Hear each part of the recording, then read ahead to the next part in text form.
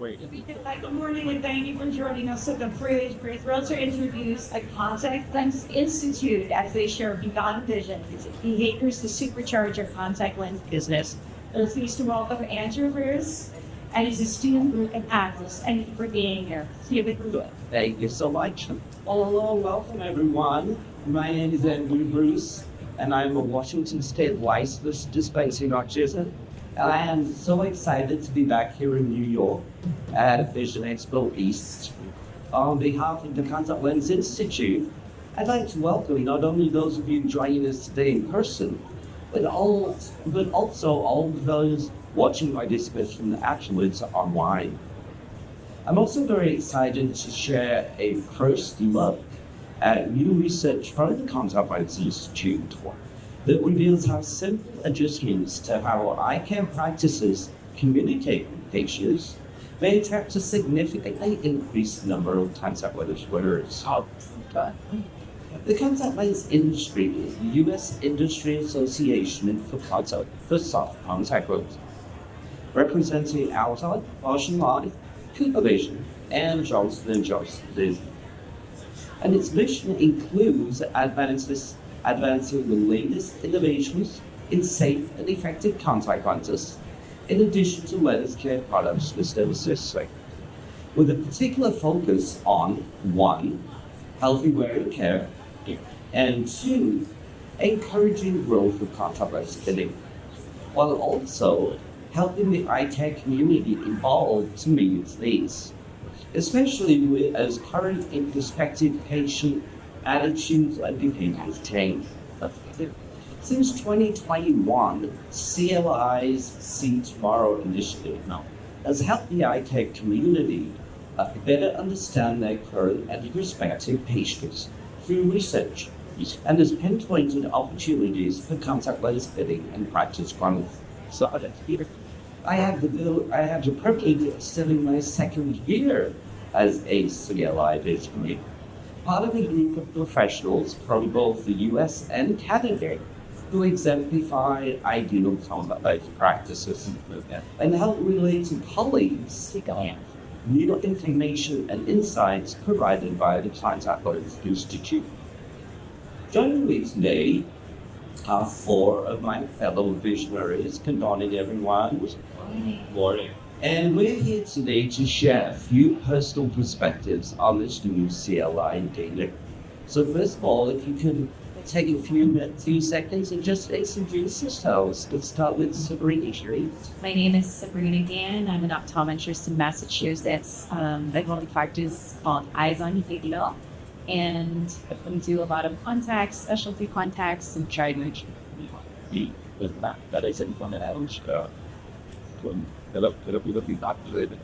have a mic. I'll take this one, okay. Jason Compton. Welcome to New York. You guys are my hometown. Private practice, a few train stops from here. Absolutely love contact lenses. It's a huge part of what we provide to our community, and I'm excited to share what we're doing. I'm Dr. Scott Mossy, Clinical Director of a 7-doctor private practice in Roswell, Georgia, just north of Atlanta. I practice with my mom, my dad, and my sister, all of these. Also, I do a lot of lecturing and consulting on film decay and companies like this. The past do a lot. So I'm in Dr. Orange guy, social like vision. We started in Florida, but I've asked right back at Florida, so I give you to that Collins, inside the VFX. Thank you very much. So we're about to share some very intriguing data that zeroes in on behaviors you yourselves can control within your practice that will have a direct effect on attracting leading contact lens wearers. The research was commissioned by the Contact Lens Institute and conducted by Protégé between the 1st and 9th of February of this year via an online study. Respondents included 1,053 vision-corrected adults residing in the U.S. between the ages of 18 to 64, 579 of which were glasses-only wearers who had never before tried contact lenses. While the Contact Lens Institute is currently working on developing a fully comprehensive report of their latest oddities. We could resist the opportunity to give everyone here at Vision Expo a sneak peek at a limited but incredibly useful portion of what we have covered, and help you put it into motion in your own practices. Now, some of you may have already got a head start on our findings if you attended last night's party at Sody Hall, where the bad habits became the good habits for one night only. And I'd like to thank them for recognizing that actions and behaviors in our practices can make a world of difference to contact lens prescribing. So let's start by sharing some outstanding competitive views. CLI findings reveal significant untapped contact lens demand, with almost 1 in 2 glasses-only wearers who have never before tried contacts expressing a strong interest in doing so. That said, this latest study also sheds light on some rather troubling news. Only 1 in 10 of glasses-only wearers reported their optometrist or ophthalmologist recommended they consider contacts, with even lower rates among exam staff, opticians, and administrative personnel. So let's open this up for some discussion from our panel. Let's start with Adam. So Adam, are you surprised at this shockingly low recommendation rate? And what steps would you personally recommend that we take to change it? Well, I'm kind of shocked by the numbers. I think it shouldn't be that way, though. I'm shocked right now. At my office, I start off the gifts instead of good contact lenses or something that I have put up. And if you start that way, if the patient a lot of times is putting the trust and in the recommendations you're giving. If I believe that they're a good contact lens candidate, then they're like, well, you think I can do it? Well, then you know what? Maybe I'll try. And if I start off with that belief, a lot of times they push back and the activation they have goes away. And then sometimes I just say, you know what? How about let me just put them on your eyes and see them?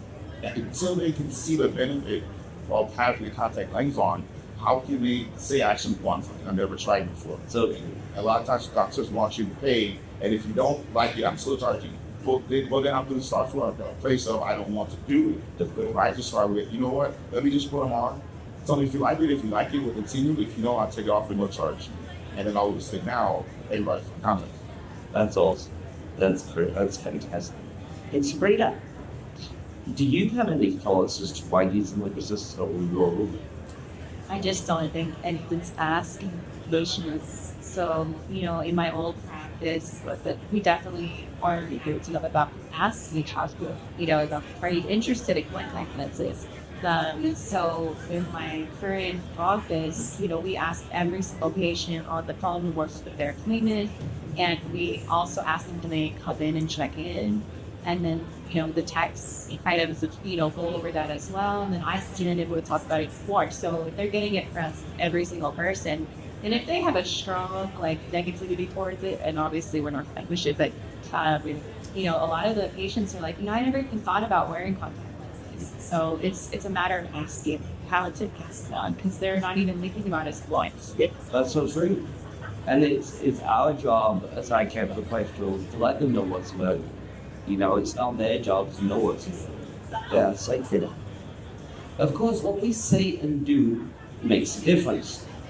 More than half of glasses-only wearers reported that their decision not to pursue contacts was directly influenced by in-practice behaviors, and more so, the lack thereof.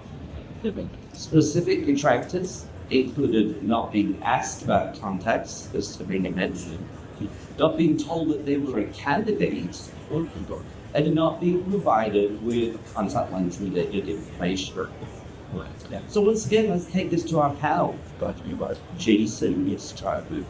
So Jason, are there certain practices that you incorporate in your office to help prevent or eliminate such detractors? That's interesting, just following up what Sabrina just said. In my office, I don't want to be the only one presenting contact lenses to the patient. By the time they get to me, it's being thrown in their face with these 3 or 4 trying to say, when you're making the appointment, just want to see Dr. Compton, is that for contact lenses? And I come to the exam, technicians are trained to the level that if a patient seems like it could be a good candidate, just throw it out there.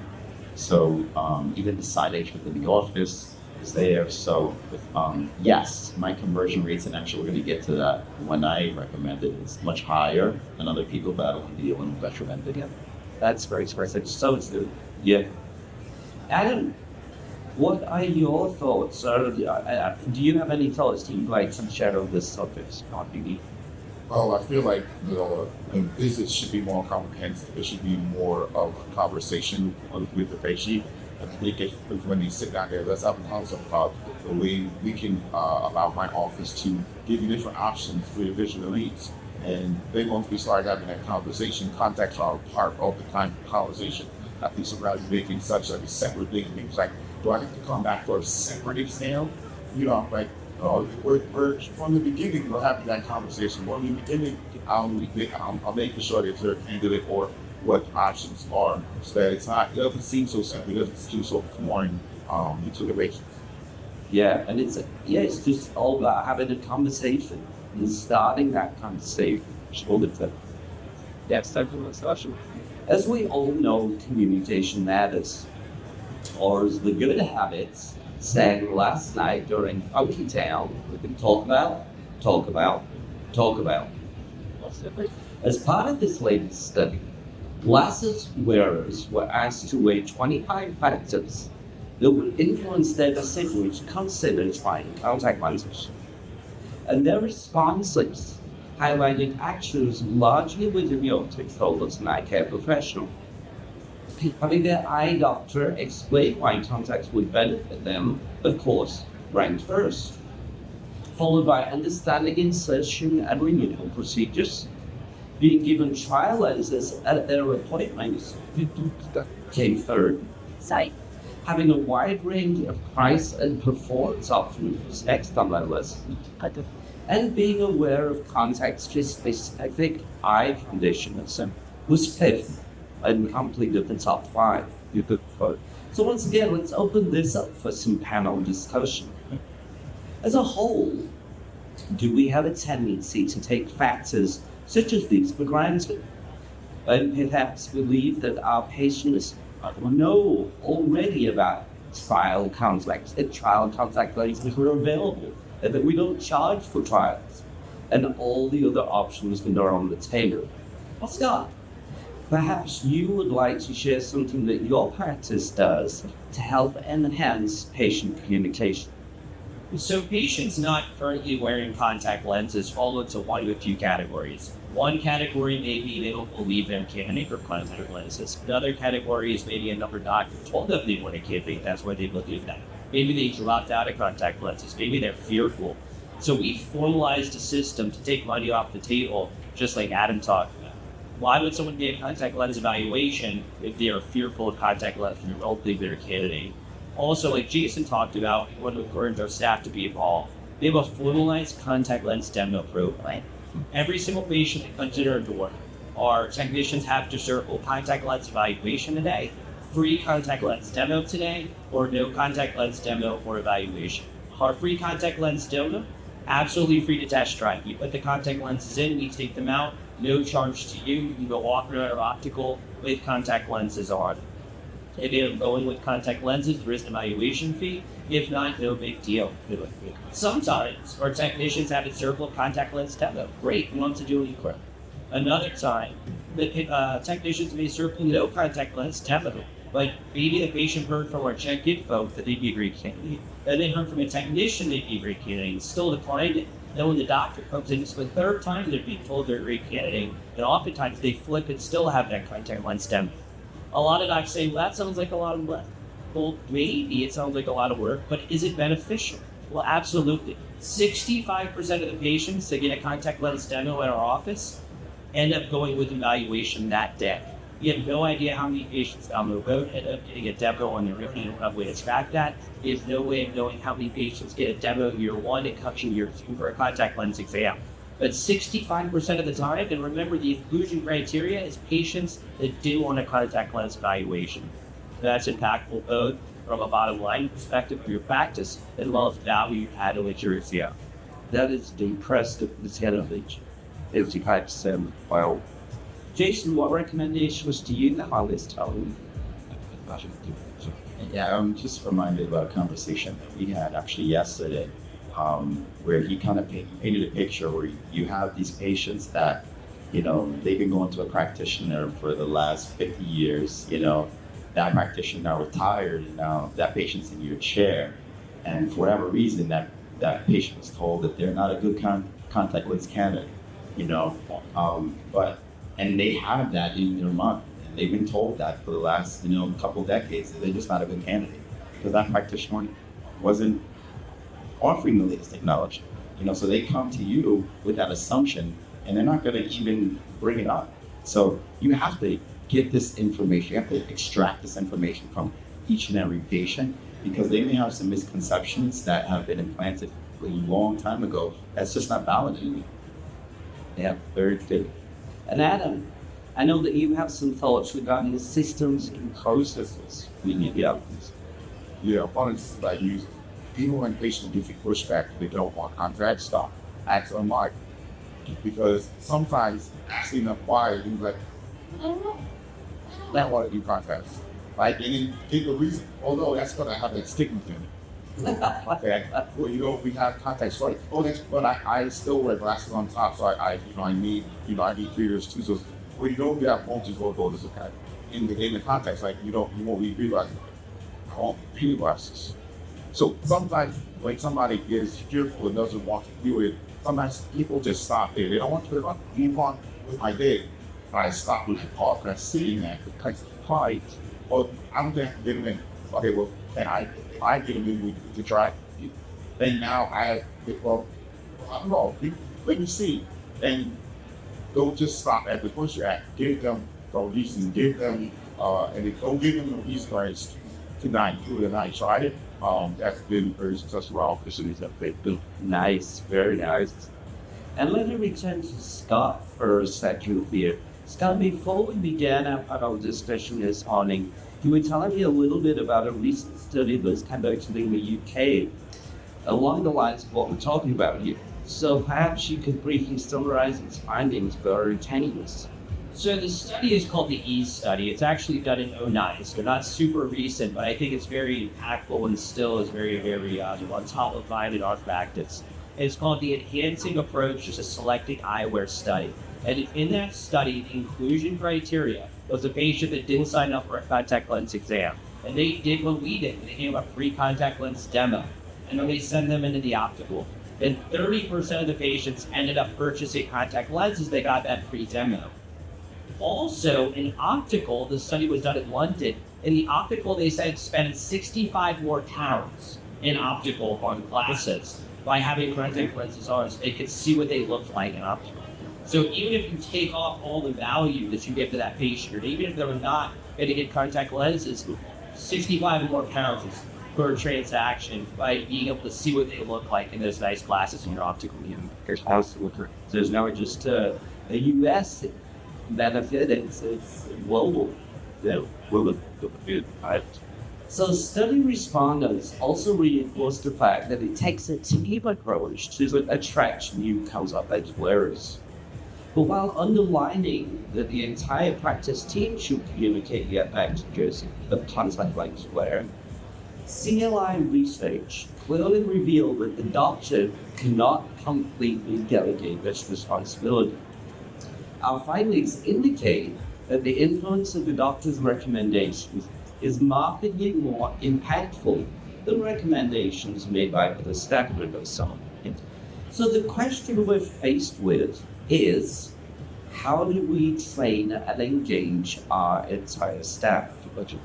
Now, from a personal perspective, as an optician and practice manager, it's my belief that it comes down to keeping your staff well informed about the latest technological advances in terms of combined product and well informed about the many benefits that contact lenses provide. But in addition to that, it's also about having the right staff. Having staff that are motivated and passionate about recommending the best eyewear solutions for every single patient. And once you have that, then discussing contact lenses with every single patient just has to become a natural habit, as natural as welcoming every patient in the door.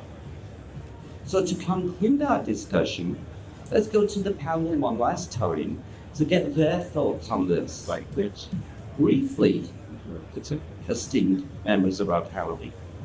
Perhaps each of you would like to share how you personally train and engage your entire staff in terms of communicating with patients about contact lenses.